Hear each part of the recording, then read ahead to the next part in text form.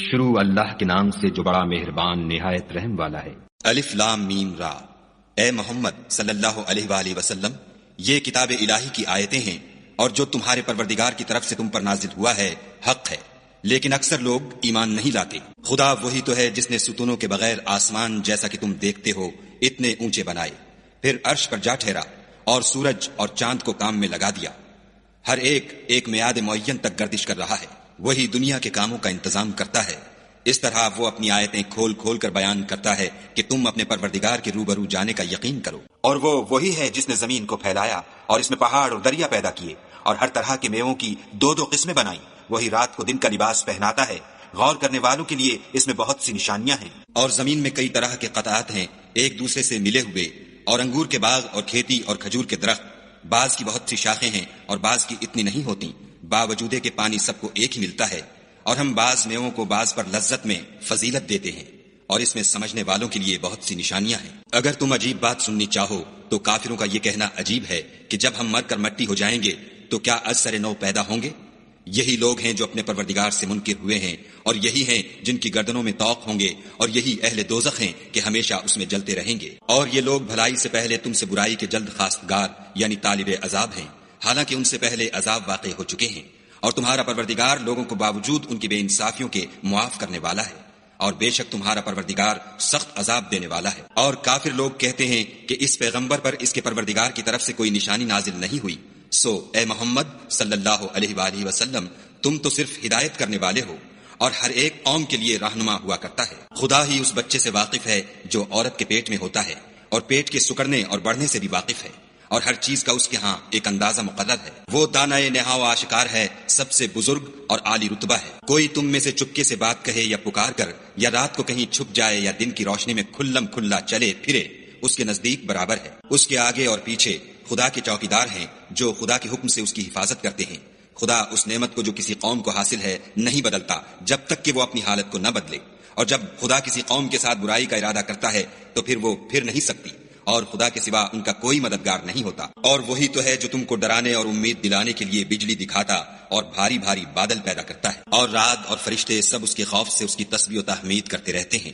اور وہی بجلیاں بھیجتا ہے، پھر جس پر چاہتا ہے گرا بھی دیتا ہے، اور وہ خدا کے بارے میں جھگڑتے ہیں، اور وہ بڑی قوت والا ہے۔ سود مند پکارنا تو اسی کا ہے، اور جن کو یہ لوگ اس کے سوا پکارتے ہیں وہ ان کی پکار کو کسی طرح قبول نہیں کرتے، مگر اس شخص کی طرح جو اپنے دونوں ہاتھ پانی کی طرف پھیلا دے تاکہ دور ہی سے اس کے منہ تک آ پہنچے، حالانکہ وہ اس تک کبھی بھی نہیں آ سکتا۔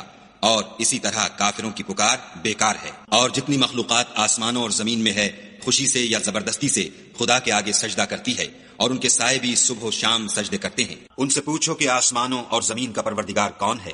تم ہی ان کی طرف سے کہہ دو کہ خدا۔ پھر ان سے کہو کہ تم نے خدا کو چھوڑ کر ایسے لوگوں کو کیوں کارساز بنایا ہے جو خود اپنے نفع و نقصان کا بھی اختیار نہیں رکھتے؟ یہ بھی پوچھو کیا اندھا اور آنکھوں والا برابر ہے، یا اندھیرا اور اجالا برابر ہو سکتا ہے؟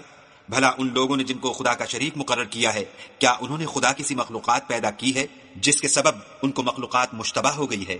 کہہ دو کہ خدا ہی ہر چیز کا پیدا کرنے والا ہے، اور وہ یکتا اور زبردست ہے۔ اسی نے آسمان سے میں برسایا، پھر اس سے اپنے اپنے اندازے کے مطابق نالے بہ نکلے، پھر نالے پر پھولا ہوا جھاگ آ گیا۔ اور جس چیز کو زیور یا کوئی اور سامان بنانے کے لیے آگ میں تپاتے ہیں اس میں بھی ایسا ہی جھاگ ہوتا ہے۔ اس طرح خدا حق اور باطل کی مثال بیان فرماتا ہے، سو جھاگ تو سوکھ کر زائل ہو جاتا ہے، اور پانی جو لوگوں کو فائدہ پہنچاتا ہے وہ زمین میں ٹھہرا رہتا ہے۔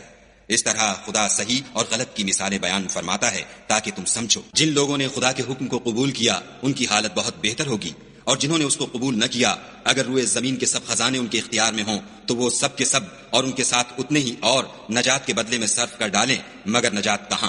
ایسے لوگوں کا حساب بھی برا ہوگا اور ان کا ٹھکانہ بھی دوزخ ہے، اور وہ بری جگہ ہے۔ بھلا جو شخص یہ جانتا ہے کہ جو کچھ تمہارے پروردگار کی طرف سے تم پر نازل ہوا ہے حق ہے، وہ اس شخص کی طرح ہے جو اندھا ہے، اور سمجھتے تو وہی ہیں جو عقل مند ہیں، جو خدا کے عہد کو پورا کرتے ہیں اور اقرار کو نہیں توڑتے۔ اور جن رشتہ ہائے قرابت کے جوڑے رکھنے کا خدا نے حکم دیا ان کو جوڑے رکھتے اور اپنے پروردگار سے ڈرتے رہتے اور برے حساب سے خوف رکھتے ہیں۔ اور جو پروردگار کی خوشنودی حاصل کرنے کے لیے مصائب پر صبر کرتے ہیں اور نماز پڑھتے ہیں، اور جو مال ہم نے ان کو دیا ہے اس میں سے پوشیدہ اور ظاہر خرچ کرتے ہیں، اور نیکی سے برائی کو دور کرتے ہیں، یہی لوگ ہیں جن کے لیے عاقبت کا گھر ہے، یعنی ہمیشہ رہنے کے باغات جن میں وہ داخل ہوں گے، اور ان کے باپ دادا اور بیویوں اور اولاد میں سے جو نیکوکار ہوں گے وہ بھی بہشت میں جائیں گے، اور فرشتے بہشت کے ہر ایک دروازے سے ان کے پاس آئیں گے اور کہیں گے تم پر رحمت ہو، یہ تمہاری ثابت قدمی کا بدلہ ہے اور عاقبت کا گھر خوب گھر ہے۔ اور جو لوگ خدا سے عہد واسق کر کے اس کو توڑ ڈالتے اور جن رشتہ ہائے قرابت کے جوڑے رکھنے کا خدا نے حکم دیا ہے ان کو قطع کر دیتے اور ملک میں فساد کرتے ہیں، ایسوں پر لعنت ہے اور ان کے لیے گھر بھی برا ہے۔ خدا جس کا چاہتا ہے رزق فراخ کر دیتا ہے اور جس کا چاہتا ہے تنگ کر دیتا ہے۔ اور کافر لوگ دنیا کی زندگی پر خوش ہو رہے ہیں اور دنیا کی زندگی آخرت کے مقابلے میں بہت تھوڑا فائدہ ہے۔ اور کافر کہتے ہیں کہ اس پیغمبر پر اس کے پروردگار کی طرف سے کوئی نشانی کیوں نازل نہیں ہوئی؟ کہہ دو کہ خدا جسے چاہتا ہے گمراہ کرتا ہے اور جو اس کی طرف رجوع ہوتا ہے اس کو اپنی طرف کا رستہ دکھاتا ہے۔ یعنی جو لوگ ایمان لاتے اور جن کے دل یاد خدا سے آرام پاتے ہیں ان کو، اور سن رکھو کہ خدا کی یاد سے دل آرام پاتے ہیں۔ جو لوگ ایمان لائے اور عمل نیک کیے ان کے لیے خوشحالی اور عمدہ ٹھکانہ ہے۔ جس طرح ہم اور پیغمبر بھیجتے رہے ہیں اسی طرح اے محمد صلی اللہ علیہ وآلہ وسلم ہم نے تم کو اس امت میں جس سے پہلے بہت سی امتیں گزر چکی ہیں بھیجا ہے، تاکہ تم ان کو وہ کتاب جو ہم نے تمہاری طرف بھیجی ہے پڑھ کر سنا دو۔ اور یہ لوگ رحمان کو نہیں مانتے، کہہ دو وہی تو میرا پروردگار ہے، اس کے سوا کوئی معبود نہیں، میں اسی پر بھروسہ رکھتا ہوں اور اسی کی طرف رجوع کرتا ہوں۔ اور اگر کوئی قرآن ایسا ہوتا کہ اس کی تاثیر سے پہاڑ چل پڑتے یا زمین پھٹ جاتی یا مردوں سے کلام کر سکتے تو یہی قرآن ان اوصاف سے متصف ہوتا، مگر بات یہ ہے کہ سب باتیں خدا کے اختیار میں ہیں۔ تو کیا مومنوں کو اس سے اطمینان نہیں ہوا کہ اگر خدا چاہتا تو سب لوگوں کو ہدایت کے رستے پر چلا دیتا، اور کافروں پر ہمیشہ ان کے اعمال کے بدلے بلا آتی رہے گی یا ان کے مکانات کے قریب نازل ہوتی رہے گی، یہاں تک کہ خدا کا وعدہ آ پہنچے۔ بے شک خدا وعدہ خلاف نہیں کرتا۔ اور تم سے پہلے بھی رسولوں کے ساتھ تمسخر ہوتے رہے ہیں تو ہم نے کافروں کو مہلت دی پھر پکڑ لیا، سو دیکھ لو کہ ہمارا عذاب کیسا تھا۔ تو کیا جو خدا ہر متنفس کے اعمال کا نگراں و نگہبان ہے وہ بتوں کی طرح بے علم و بے خبر ہو سکتا ہے؟ اور ان لوگوں نے خدا کے شریک مقرر کر رکھے ہیں، ان سے کہو کہ ذرا ان کے نام تو لو۔ کیا تم اسے ایسی چیزیں بتاتے ہو جس کو وہ زمین میں کہیں بھی معلوم نہیں کرتا، یا محض ظاہری باطل اور جھوٹی بات کی تقلید کرتے ہو؟ اصل یہ ہے کہ کافروں کو ان کے فریب خوبصورت معلوم ہوتے ہیں اور وہ ہدایت کے رستے سے روک لیے گئے ہیں، اور جسے خدا گمراہ کرے اسے کوئی ہدایت کرنے والا نہیں۔ ان کو دنیا کی زندگی میں بھی عذاب ہے اور آخرت کا عذاب تو بہت ہی سخت ہے، اور ان کو خدا کے عذاب سے کوئی بھی بچانے والا نہیں۔ جس باغ کا متقیوں سے وعدہ کیا گیا ہے اس کے اوصاف یہ ہیں کہ اس کے نیچے نہریں بہ رہی ہیں، اس کے پھل ہمیشہ قائم رہنے والے ہیں اور اس کے سائے بھی۔ یہ ان لوگوں کا انجام ہے جو متقی ہیں، اور کافروں کا انجام دوزخ ہے۔ اور جن لوگوں کو ہم نے کتاب دی ہے وہ اس کتاب سے جو تم پر نازل ہوئی ہے خوش ہوتے ہیں، اور بعض فرقے اس کی بعض باتیں نہیں بھی مانتے۔ کہہ دو کہ مجھ کو یہی حکم ہوا ہے کہ خدا ہی کی عبادت کروں اور اس کے ساتھ کسی کو شریک نہ بناؤں، میں اسی کی طرف بلاتا ہوں اور اسی کی طرف مجھے لوٹنا ہے۔ اور اسی طرح ہم نے اس قرآن کو عربی زبان کا فرمان نازل کیا ہے، اور اگر تم علم و دانش آنے کے بعد ان لوگوں کی خواہشوں کے پیچھے چلو گے تو خدا کے سامنے کوئی نہ تمہارا مددگار ہوگا اور نہ کوئی بچانے والا۔ اور اے محمد صلی اللہ علیہ وآلہ وسلم ہم نے تم سے پہلے بھی پیغمبر بھیجے تھے اور ان کو بیویاں اور اولاد بھی دی تھی، اور کسی پیغمبر کے اختیار کی بات نہ تھی کہ خدا کے حکم کے بغیر کوئی نشانی لائے۔